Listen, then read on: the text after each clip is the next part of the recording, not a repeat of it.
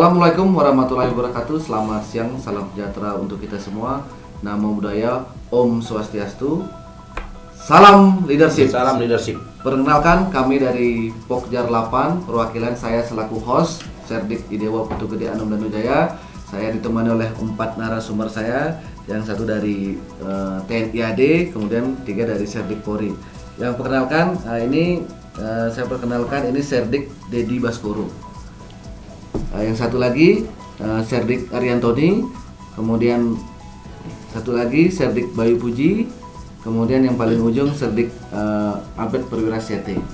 Ya, pada kesempatan sore ini kita akan membahas salah satu topik yang hangat, di mana memang di tahun-tahun ini kita, negara Indonesia, akan melaksanakan pemilu 2024, di mana pemilu 2024 ini merupakan pemilu yang berbeda dari tahun-tahun sebelumnya, di mana tahun-tahun sebelumnya itu pemilu dilaksanakan secara parsial, baik dengan presiden, DPRD maupun gubernur dengan wakil gubernur. Sementara di dalam pemilu 2024 ini akan dilaksanakan secara serentak, yaitu dilaksanakan pada tanggal 14 Februari 2024. Tentunya berdasarkan latar belakang tersebut tentang dinamika perkembangan media sosial Indonesia, tentunya kami dari pihak kepolisian maupun dari sekolah lembaga ini berharap adanya suatu pemilu yang damai.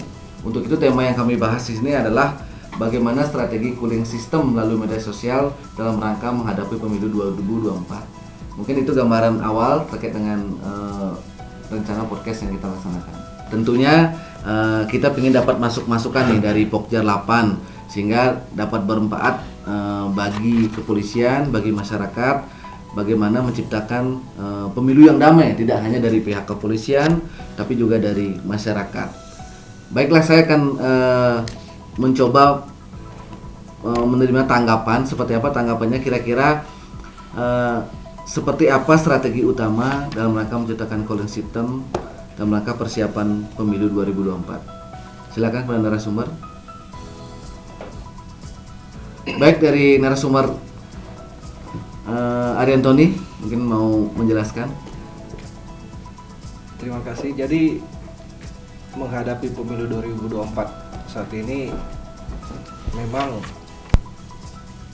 perkembangan informasi melalui dunia media sosial itu tidak bisa kita elakkan lagi, karena most of people in Indonesia itu mempunyai media sosial, sehingga semua informasi baik itu benar atau buruk itu akan cepat tersebar.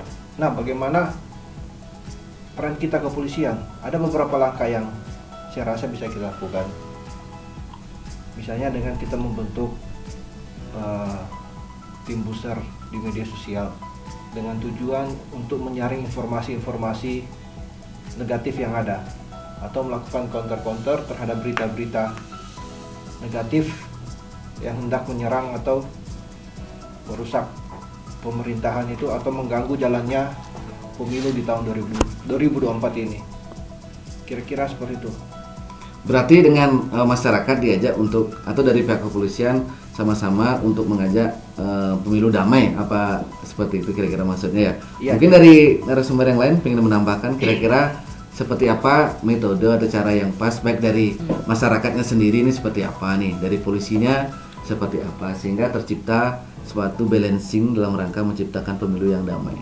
Mungkin bisa saya tambahkan untuk terkait cooling system itu sendiri, kan seperti analogi sebuah mesin, dia berfungsi sebagai pendingin mesin, radiator. Dalam arti media sosial ini berfungsi untuk menjaga kestabilan situasi politik yang biasanya panas mendekati pemilu atau pasca pemilu itu sendiri. Nah, itulah fungsi media sosial dikedepankan untuk mendinginkan, dalam arti merangkul berbagai pihak, dalam arti ini mungkin dengan para influencer, kemudian men-take down berita-berita yang kurang baik atau negatif, sehingga situasi yang panas ini dapat diredam, sehingga situasi yang adem sesuai dengan harapan pimpinan terutama dapat terwujud. Berarti sebagai suatu katalisator lah ya dari terkait dengan rencana cooling system ini. Seperti kita ketahui bahwa dalam bermedia sosial itu kan tidak hanya ada tentang informasi-informasi yang positif maupun benar. Tentunya ada informasi-informasi yang negatif yang tentunya dapat mengancam kedamaian dalam pelaksanaan pemilu itu. Kira-kira bagaimana langkah-langkahnya untuk menyikapi itu sehingga masyarakat ini menerima informasi yang benar, dan karena kecepatan dalam media sosial juga sangat tinggi dalam informasi itu. Bagaimana kira-kira ada langkah-langkah yang bisa digunakan? Nah, silakan. Jadi kalau saya menambahkan ini baik dari Serdi Ariantoni maupun Serdik Bayu di dalam rangkaian pemilu 2024, kita mengacu kepada pemilu 2019 ya, yang kita sudah ulangi lagi nanti di 2024 ini. Polemiknya itu pasti akan banyak ya, baik black campaigns ya, yang akan menyerang bukan hanya secara pribadi tetapi juga melalui media sosial. Ini pasti akan bertubi-tubi. Nah, sama seperti tadi Pak Ariantoni sampaikan ini dengan membuat busernya ataupun cyber patrol ya, untuk bisa daripada pihak kita kepolisian untuk bisa men-cyber patrolkan itu ini gimana sih black campaign-nya ataukah money politiknya ya, terutama yang kita khawatirkan ini adalah black campaign ya, bagaimana peserta yang satu dengan peserta yang lain saling menjatuhkan. Nah, dengan saling menjatuhkan ini itu nanti akan bertubi-tubi laporan ke cyber subdit ya, subdit cyber kita ya, laporan itu ini contohnya si A nih, ini menjelekkan si B ya, terus diserang, ternyata si A mempunyai kelompok kan gitu, si B juga punya kelompok. Nah, sehingga dengan adanya cyber patrol terus kemudian memberikan kita pihak kepolisian memberikan arahan-arahan untuk yang cooling system tadi Pak Bayu sampaikan, Serdik Bayu, untuk mendinginkan suasana menjelang pemilu 2024 ini sehingga pelaksanaan pemilu 2024 ini bisa berjalan dengan baik. Berarti pada prinsipnya penegasan itu bahwa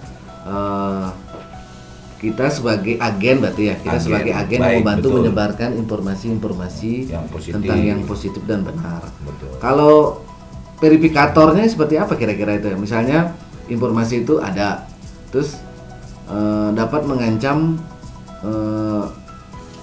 kerusuhan misalnya, ataupun potensi konflik atau keributan. Kira-kira berarti melalui penegakan hukum terlebih dahulu, ataukah apakah ada sistem verifikasi terkait dengan informasi tersebut? Jadi seperti ini, Bang. Kalau di dunia kepolisian itu kita akan mengenal namanya community policing. Jadi mungkin di dunia saat ini 4.0 kita bisa membawa sistem community policing itu di dunia media sosial, di mana dalam community policing itu kita mengenal dua konsep, yaitu kemitraan dan pemecahan masalah, problem solving. Nah, bagaimana seperti itu? Kita dalam dunia media sosial, community policing itu kita mengajak masyarakat, pelaku media sosial untuk sama-sama menyebarkan berita positif. Tidak terpengaruh dengan berita-berita hoax, kita mengecek terlebih dahulu sumber kebenaran dari berita ini. Jadi kita mengajak seluruh masyarakat media sosial di Republik Indonesia ini untuk bermitra, kemitraan. Kita sama-sama menjadi suatu wadah untuk menolak berita-berita negatif yang hendak mengganggu berjalannya pemilu nanti, atau yang ingin merusak kedamaian NKRI. Problem solvingnya seperti apa? Ya nggak harus selalu dengan penegakan hukum. Bisa dengan kita mengajak kelompok-kelompok sosial untuk memberitakan berbagai macam berita-berita positif, atau mengajak masyarakat untuk melaporkan kepada kita apabila menemukan konten-konten positif yang bertentangan dengan hukum atau susila. Mungkin seperti itu, Pak. Jadi pada prinsipnya berarti polisi menggunakan basis community policingnya yang konvensional ke level medsos itu ya, Level 4.0. sehingga tercipta suatu komunikasi yang efektif terkait dengan informasi-informasi yang negatif. Mungkin dari Serdik Dedi ingin menambahkan kira-kira dari sudut pandang tambahan dari Iya, seperti apa? kami, bahwasanya sebelum akan dilaksanakan pemilu, biasanya kita akan melakukan apa yang dinamakan dengan mendidik masyarakat, mendidik mungkin unsur-unsur pengamanan dalam rangka meningkatkan kondisi kita supaya aman pelaksanaan pemilu tersebut. Nah, melalui pendidikan dengan cara mungkin dengan sosialisasi yang terus menerus dilaksanakan sehingga masyarakat dengan secara menyeluruh dapat mungkin mengerti ketika adanya berita hoak, adanya berita yang sifatnya memancing salah satu pendukung untuk ribut gitu kan. Nah, kita berikan dalam pendidikan atau sosialisasi tersebut berupa solusi pemecahannya bagaimana gitu.